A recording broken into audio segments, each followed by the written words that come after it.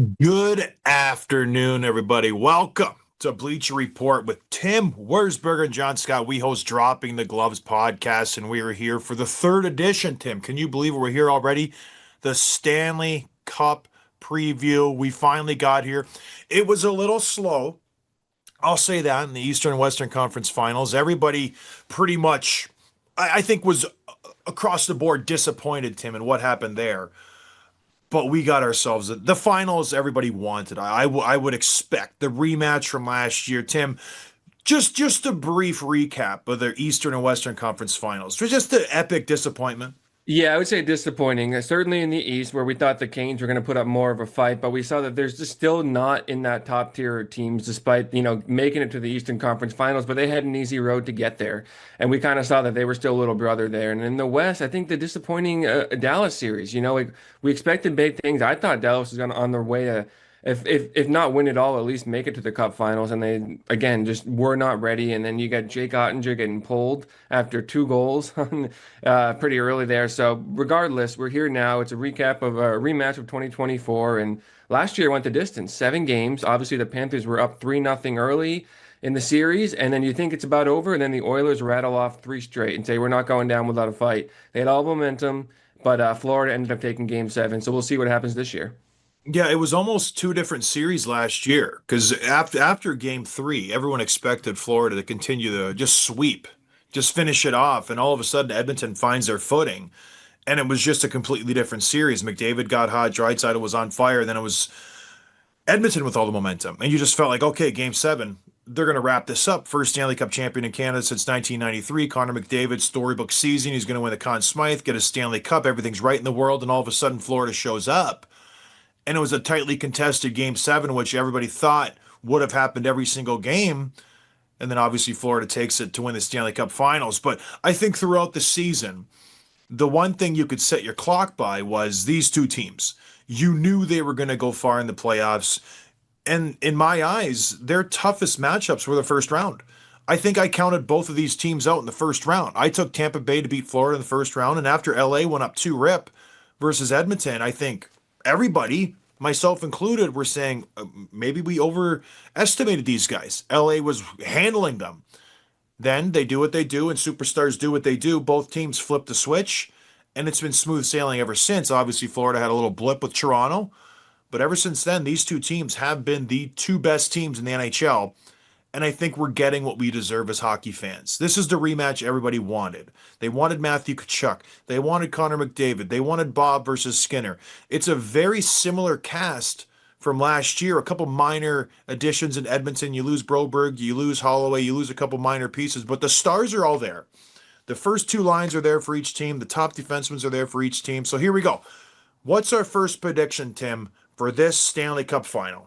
Yeah, the first one I think is probably the easiest one is that it's going to go 7 games, just like we saw last year. These, like you said, they are very different teams, but they're so evenly matched. And what I think Florida has in the depth and the star power, the Oilers have in their superstar power. And when they're going, they're impossible to beat. But Florida is just so predictable. So I think it's going to go 7.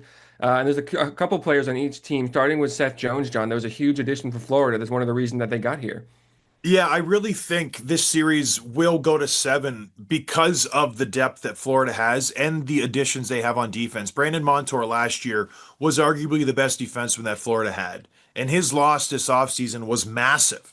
They tried different pieces to kind of fit that spot. Nikola didn't work. You had Ekblad obviously in and out of the lineup, but they were missing that other big cog on the back end to just eat minutes, to go on the power play, to be a penalty kill threat. To get Seth Jones is such a huge get for the Florida Panthers. He kind of gets overshadowed because Brad Marchand is such a big name, such a big personality. Everybody thought and knew he was going to fit well with Florida. But Seth Jones has made the biggest impact for this team. When Ekblad got suspended because he was on steroids allegedly, he stepped in and was a monster. In the playoffs, he was a monster when Ekblad was out and suspended again and hurt. Don't look now, but he plays the most minutes on the Panthers by a solid 2.5 minutes. This guy is the horse on the back end. So everybody's going to be looking at all these other guys, but it's the steady as she goes Seth Jones in my eyes, who will have the biggest impact for the Florida Panthers from all their additions. I know they have star players, but from all the guys that both teams got, this guy is a difference maker, and that's why I think it'll go to 7. Not because of him in particular, but cheapers. What a luxury to have him in your back pocket. Yeah, he's so good. He's so steady and predictable, and he's not going to like take over games. But then every so often he does. You saw that in Game 7 versus Toronto, where there was a period and a half where he was the best player on either team. So they get that version of Seth Jones. It's going to go the distance. And then across the ice, Tim, before we move on, the Edmonton Oilers get Matthias Ekholm. They've cruised through this playoffs without arguably their best defenseman, and all of a sudden he skates in the last few games of the Western Conference Finals, and he's still finding his footing. So it'll be great to see these two teams at full strength with their two best defensemen in my eyes, and Seth Jones and Matthias Ekholm going back and forth. These guys are shutdown defensemen. They do it all. Yes, you have the offensive minded guys in Evan Bouchard and Aaron Ekblad, but these two guys are so important for these teams. I'm happy they're both healthy. I'm happy they're both playing. It's going to be a fantastic series. Keep your eyes on both those guys because they're incredible defensemen to watch. All right, prediction 2, Tim. What are we getting after? Yeah, we're going to talk about a player who's actually not going to be playing this series. That's Uh, Zach Hyman of the Edmonton Oilers. And the prediction is that he's going to be a huge loss. It's a big hole in their roster. So obviously he was out with that upper body injury. He's getting surgery after taking a strange hit from Mason Marchment, just a weird play. Maybe predatory, but you can argue about that in the Dallas Stars. What makes Hyman so important is that he's scores a bunch of goals, obviously, but he led the playoff and he still leads technically with 111 hits. So the fact that he's not playing is going to be a big problem for the Edmonton Oilers because you look at some of the stats here, and I have it in front of me. The Oilers have 648 hits in 16 games. The Panthers lead the playoffs with 812 and 17. So there's almost 200, gap hit there. And then you take away Hyman's 111. It's like almost double without him. So it's a really lopsided matchup physically. And I think this is going to be a physical series because that's Florida's MO. They like to dominate physically. They like to hit in the forecheck. They like to get in your grill and make it hard to move the puck up the ice.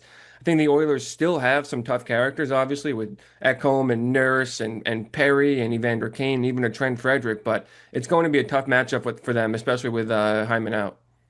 well, I don't want to disagree with you. I hate to do that. Obviously, Zach Hyman is a huge loss, like a massive loss. But what he's done this playoffs hasn't been that remarkable. I love how he shifted his mindset from being a first line guy. Like he was so good last year and the year before and the year before that. He was Connor McDavid's Robin to his Batman. He wasn't doing it this year. And he was humble enough to go, you know what, I'm going to be a banger. I'm going to be a grinder. I'm going to be a third and second line guy. I'm just going to go in and bang because I'm not scoring. He'll be a big loss, but I absolutely love what Kasperi Kapanen's been done. He's played 7 games. He's filled that role. He averages 5 hits a game. He averages 4 shots a game. He's playing great. He scored the series winner versus gosh, who they play in the West? Dallas Stars. So he's been playing fantastic hockey, and he's slid right into that second line with Evander Kane and Draisaitl. That's just kind of, I think, rounding out that top 6. Because with the loss of Hyman, there was huge question marks. Is it Arvidsson? Are you going to bump up Podkolzin? Is it Trent Frederick? The luxury to just get Kasperi Kapanen, who was a healthy scratch, and just slide him in on the second line is so good for this team because now that rounds out that top 3 lines and it just makes them that much more dangerous. But I agree. Zach Hyman being out could potentially be the tipping point for the Edmonton Oilers because he was a huge part of that run last year. And it's tough when you lose a piece like that because Florida is 100% healthy. We don't know. Matthew Tkachuk, he hasn't been himself this playoffs from the sounds of it and from just the eye test, but gosh, losing that guy is huge. All right, prediction number 3. And this might be obvious, but based on how this guy has played the last 3 games, it might not seem so obvious. But Sergei Bobrovsky will outplay Stuart Skinner. 2 weeks ago, you go, yeah, dummy, obviously. Stuart Skinner sucks. There's no way he's going to get the net back. Well, fast forward to now, Calvin Pickard out, Stuart Skinner in. He has been fantastic. He's the Stuart Skinner we saw last year in the playoffs, almost unbeatable. He reclaimed the net when, Tim? May 10th, around that time. Yep. He's gone 6-2, 1.73 goals against, now 0.93 goals against average, save percentage, excuse me, 3 shutouts. 3 shutouts. He's been, some would say, the best goaltender playing. Jake Ottinger, he outdueled him. Now he faces Sergei Bobrovsky. But you think, Tim, Bobrovsky will be better. Why? Stewie's on fire. Yeah, this stat kind of blew my mind because you think of Stuart Skinner and you think, okay, when he's on, he's as good as anyone on the planet, if not the best. And those stats that you mentioned are just like pretty unreal.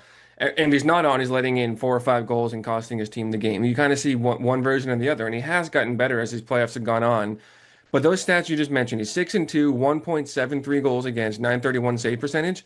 Bobrovsky is 7-2, 134 save percent or goals against, 944 save percentage over the same stretch in the last 10 games since Stuart Skinner took over. So even Skinner at his absolute best, is not as good as Bobrovsky. And that kind of surprised me. I thought maybe, Bobrovsky's steady as she goes, and Skinner's kind of that fluky guy, but there's nothing that Skinner does that's better than Bobrovsky. And Bobrovsky's done it before. So back to your point, that prediction, I think Bobrovsky is going to be the better goalie in this series, and he's going to need to be.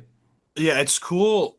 Bob will let in a beach ball every once in a while, but when he locks it in, it's tough to beat him. Everybody talked about Vasilevsky when Tampa Bay had their runs, and obviously Stuart Skinner was great last year for the Oilers. I'm taking Bob over, I think, any goaltender in the league right now. He's just that good. And yeah, he kind of his mind wanders a little bit, but when he's locked in and it's an important moment, an important game, tell me a goalie that's better. I don't think there is one. Not right And now. yeah, he's a cagey veteran who knows when to turn it on. He doesn't have to be 100% engaged all the time. But when you need him to lock it in and make a save, this guy's unbelievable. Like I've played with good goalies. I've played with Lundqvist. I've played with Ryan Miller. All these guys, they all had that different level that Bob has. But I think Bob's better. Like he's just that cagey veteran that knows when you need a save. Whereas Stuart Skinner, I feel like when he gets scored on and it's a weak goal, instead of locking in and going, you know what, not again, he starts to doubt himself. He starts to crumble, and then one turns into two, turns into five. So it's for Stewie, the first period is so important for him. Whereas Bob, he could have a crappy first period. You know he's going to lock it in for the second and the third. And that's huge, especially in this series where I think we're just going to see swings left and right, up and down. It's going to ebb and flow for both of these teams where you're going to get 3 goals and you're going to have a comeback and it's just going to be one of those epic series where no one's out of it. And when you have a guy like Stuart Skinner that's just so fragile, I don't know if that plays well. We'll see. He was great last year, so I don't know, but I agree. Our prediction three, Bob. It's such a it's a low hanging fruit prediction, everybody, but we got to have some of those easy ones. All right, prediction number four. And the Leafs fans are going to hate this. The Bruins fans might hate this, but Brad Marchand, there will be a game in this series where it'll just be his game. He will do something greasy like Sam Bennett always does. He'll score 2 goals, get 2 assists. He'll just be a thorn in Connor McDavid's side. He will do something in one game where you go, holy cow, like this guy he'll take over the whole game, Tim. Don't you agree?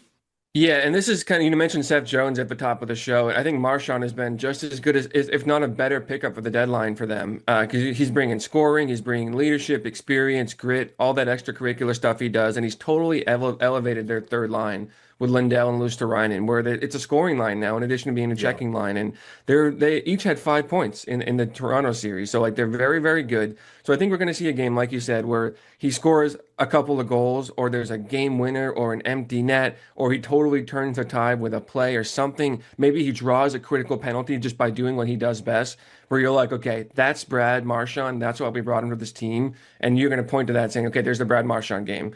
So I think it's going to be really good. And I think it's probably sooner than later. I played against Marchie. I know him. And some guys, they just love the big moments. That's it. They gravitate towards them. They embrace them, and that's him. The bigger the moment, the better he plays. And when you start to compare last year to this year and why Florida won and why Edmonton maybe flamed out in game seven, the big reason Florida won last year was their third line. Lusterine and Lundell and Vladimir Tarasenko. Well, Tarasenko was great. Don't get me wrong. Marchand has just turned it on in the playoffs. He has played so incredibly good. When he came to Florida, he was hurt. It took a little bit of time to get used to the team. He played in the regular season a little bit. He was off. We're seeing his best hockey. He's playing fantastic. And this third line, Tim, this will be the game changer. This will be the series changer because everybody talks about in years past. Oh, the depth of Tampa. Colorado had great depth. all of those intangibles, the third and fourth line, those are so big because typically the first and second line just wash each other out. And it's the third and fourth lines who are the difference maker. And when you could roll out this third line, it it's tough to compete if you're Edmonton. And I know Edmonton has a deep team, but like when you got Marchand in your third line and he's lining up against Janmark, Arvidsson, and Podkolzin, don't get me wrong, I love that line. Podkolzin's played great. They're playing grinding hockey, which I didn't think he had in his repertoire. But holy hell, it's just not even close in my eyes. So yes, Brad Marchand will have just a typical Brad Marchand game. And look at this on the screen now. They're ferocious five. I love that. Thank you to our editor Ron. It's fantastic. It's a five-headed monster there. Bennett, who everybody hates, Kachuk, nobody likes. Marchand, everybody would like to see him get his doors beat off.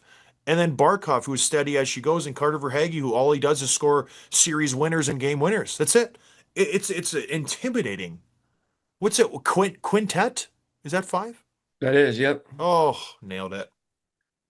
Let's talk about our next prediction here because we have to talk about the Oilers. They have a very, very We good do. team, I think probably better than last year, and they have the best player on the planet, and that's Connor McDavid. So our prediction number 5 is that we're going to see a revenge tour for him. We all saw the videos of him in the locker room last year, just the devastating loss. He won the Conn Smythe, didn't want to go back out.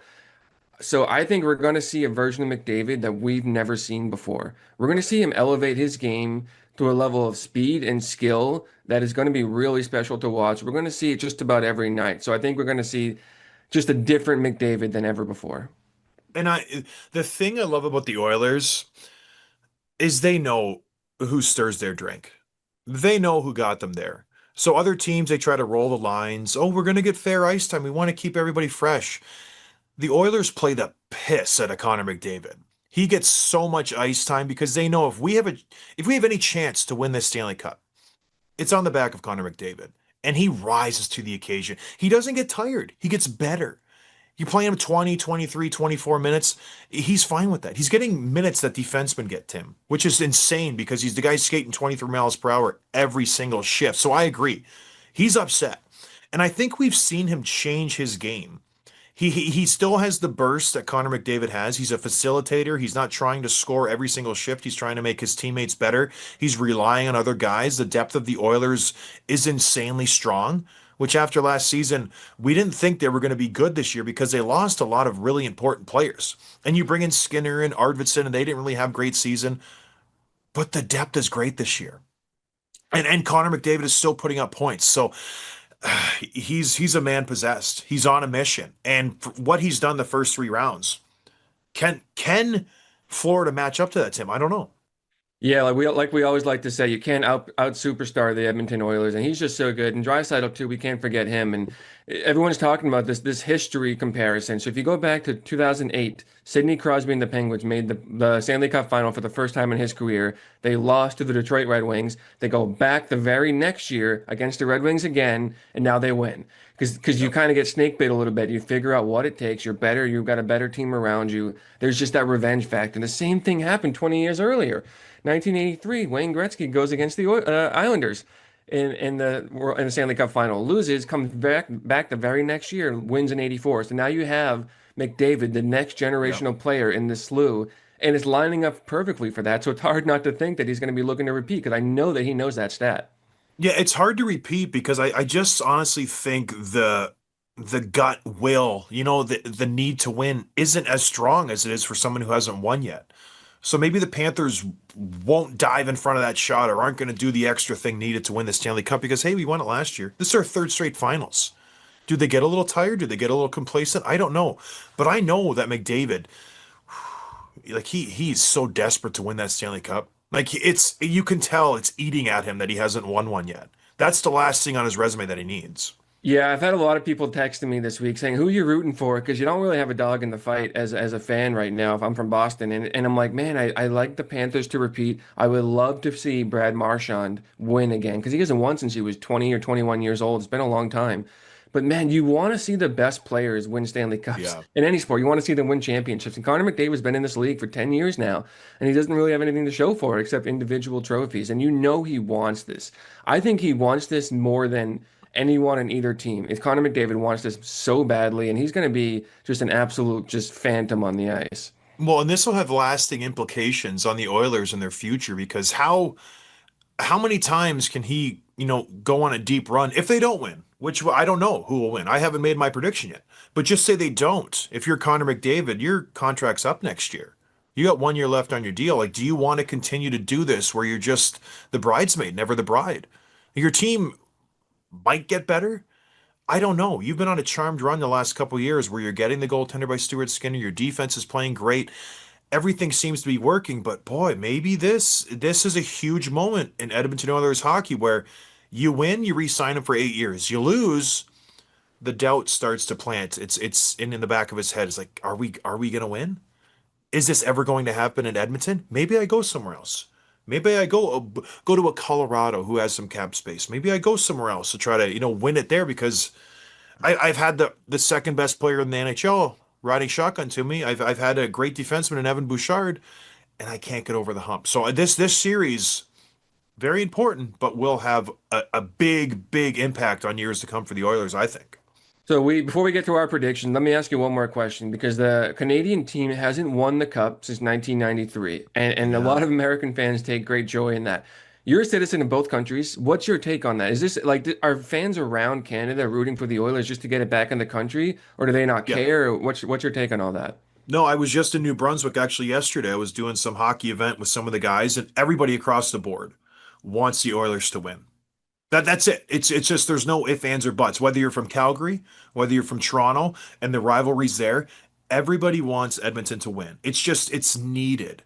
And they love Connor McDavid because he is Canada. Like I think Sidney Crosby still holds the torch, but McDavid's holding it too. These two guys are all of Canada. That's who they love. They could run for prime minister and win. So everybody wants McDavid to win this cup. Everybody's rooting for Edmonton, especially all the crap that's going on geopolitically with Trump and the 51st state.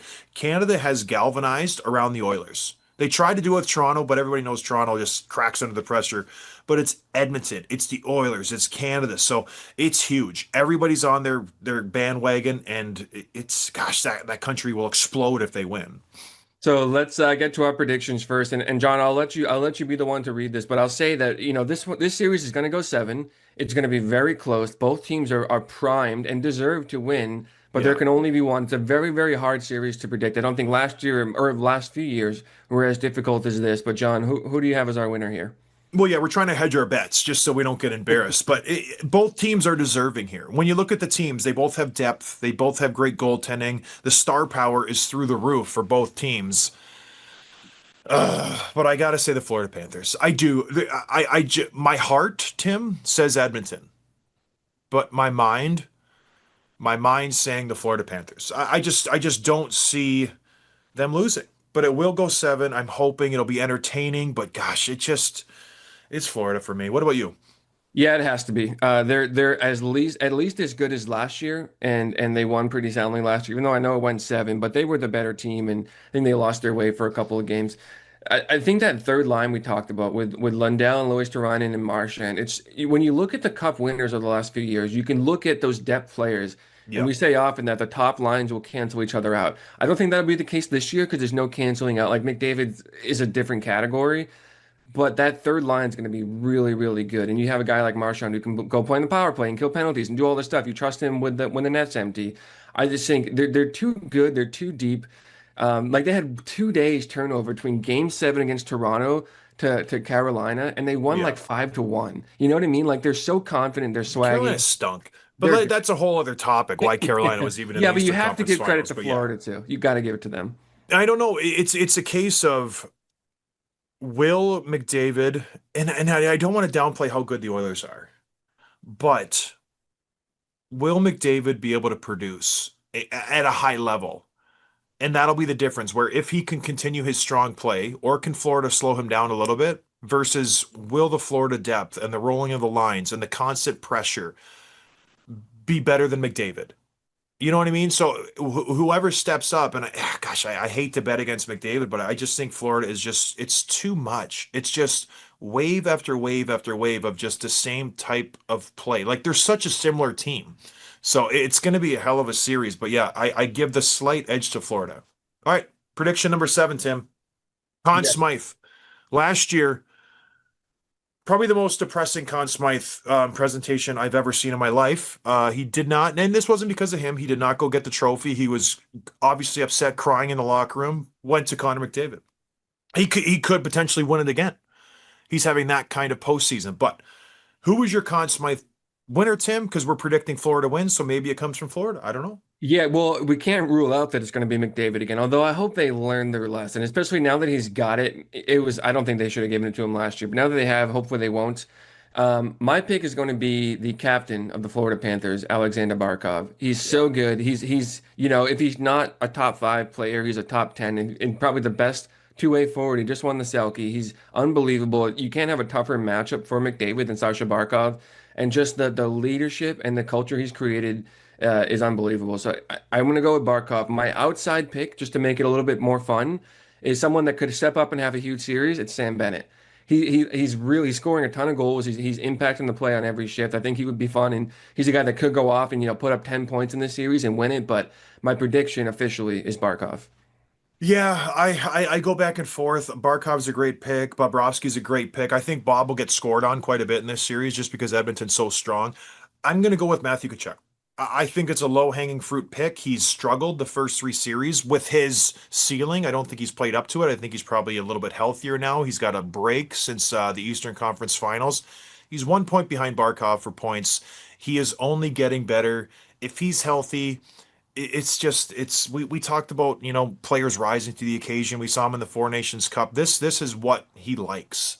He likes when the moment's huge, and I feel like he got, I don't want to say robbed last year a little bit because McDavid had such an incredible postseason. He set the record for assists, but if it was a second pick, it was Matthew Tkachuk, and I feel like if Florida wins, and it's a big if, Matthew Tkachuk will be a huge reason why. I think he'll lead the team in scoring. I know Sam Bennett's right there. He's got 10 goals, and I know Barkov's got a bunch of assists, but I fully anticipate seeing Matthew Tkachuk to be leading this team in scoring if it goes seven and winning the Conn Smythe and just raising the cup.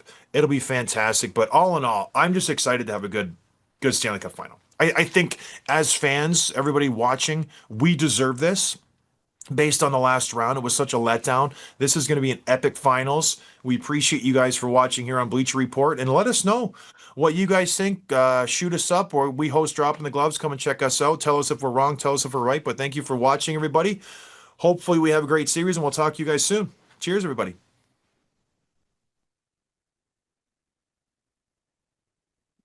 All right. I thought that went well. Yeah, yeah, that was good.